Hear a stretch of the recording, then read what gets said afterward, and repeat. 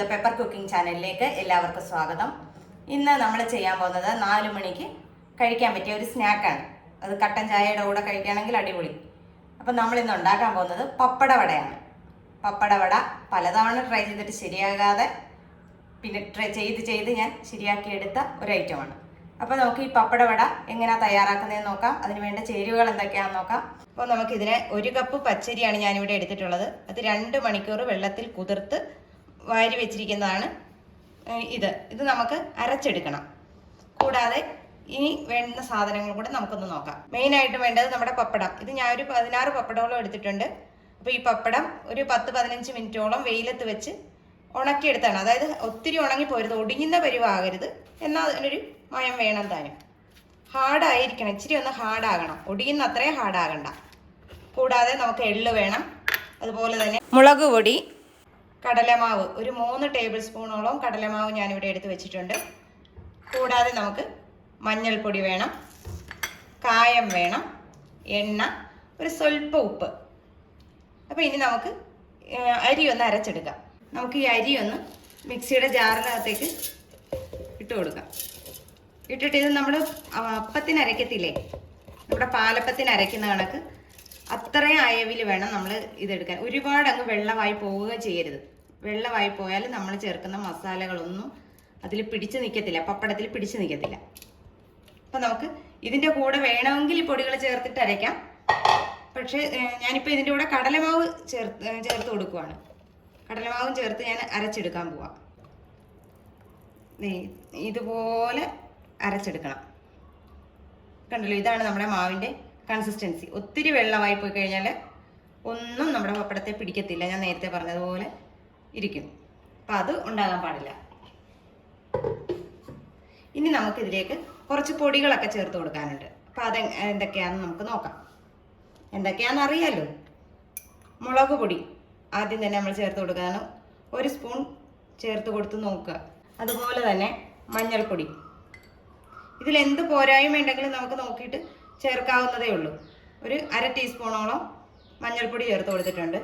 പിന്നെ നമുക്ക് വേണ്ടത് കായപ്പൊടിയാണ്. കായവും ഇച്ചിരി മുന്നിട്ട് നിൽക്കണം. ഒരു 3/4 ടീസ്പൂൺ ഞാനിപ്പോൾ ഇട്ട് കൊടുക്കുന്നുണ്ട്. പിന്നെ നമ്മുടെ ഈ ബാറ്ററിന് ആവശ്യമായ ഉപ്പ്, അതായത് പപ്പടത്തിന് ഉപ്പുള്ളതാണ്. അതുകൊണ്ട് നമ്മുടെ ഈ ബാറ്ററിന് വേണ്ടി മാത്രം നമ്മൾ അല്പം ഉപ്പ് ചേർത്ത് കൊടുത്താൽ മതി, ഇല്ലെങ്കിൽ ഉപ്പ് കഴിക്കും. ഇനി നമുക്കിതൊന്ന് കട്ടയില്ലാത്ത പൊടി ചേർത്തതല്ലേ, അപ്പം നന്നായിട്ടൊരു വിസ്ക് കൊണ്ട് ഇളക്കി കൊടുക്കാം.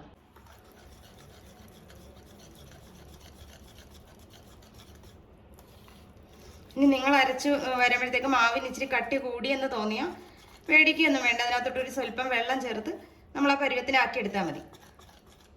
ഇനി ഇതിനകത്തേക്ക് നമ്മൾ ചേർക്കാൻ പോകുന്ന എള്ളാണ്. എള്ള നമ്മൾ ചേർത്തിട്ടില്ല. അപ്പോൾ നമുക്ക് 1 ടീസ്പൂൺ എള്ളും കൂടെ ചേർത്ത് കൊടുക്കാം.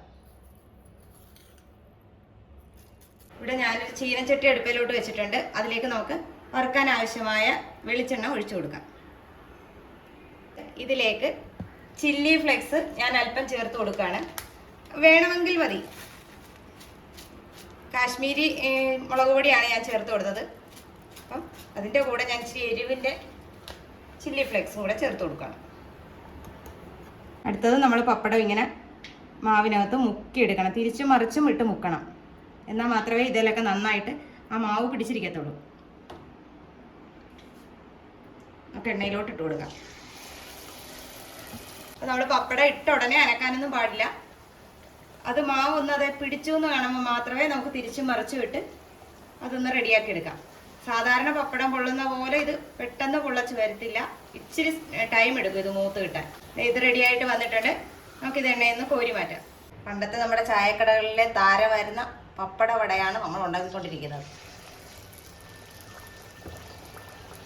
ഇത് പപ്പടം നമ്മൾ എണ്ണയിലേക്ക് ഇട്ട ഉടനെ അത് അനക്കാനോ തൊടാനോ ഒന്നും പാടില്ല. നമ്മൾ തൊട്ട് കഴിഞ്ഞാൽ ആ മാവെല്ലാം എണ്ണയിലേക്കായി പോകും. അതുകൊണ്ട് അങ്ങനെയൊന്നും ചെയ്യാൻ പാടില്ല. പപ്പടം അതുപോലെ തന്നെ നന്നായിട്ട് പൊള്ളി വരാൻ നിൽക്കരുത്. കാരണം പൊള്ളി വന്നു കഴിഞ്ഞാലും നമ്മുടെ ഈ ബാറ്റർ അതിൽ പിടിക്കാൻ ബുദ്ധിമുട്ടാകും. അതിനായിട്ട് നമ്മൾ പപ്പടം നമ്മൾ ഈ ബാറ്ററിലേക്ക് മുക്കുന്നതിന് മുന്നേ ഒന്ന് ഹോളിട്ട് കൊടുക്കുകയോ ഇല്ലെങ്കിൽ ഫോർക്ക് കൊണ്ട് കുത്തി 2-3 വട്ടിലൊന്ന് കുത്തി കൊടുത്താൽ മതി. അപ്പോഴത്തേക്കും അങ്ങനെ പൊള്ളച്ചങ്ങ് വരത്തില്ല. ഇങ്ങനെ നമുക്ക് നമ്മുടെ പപ്പടം എല്ലാം ഇതേപോലെ വറുത്തെടുക്കാം. അപ്പോൾ ഇതേ നമ്മുടെ പപ്പടവട എല്ലാം ഞാൻ വാർത്തെടുത്തിട്ടുണ്ട്.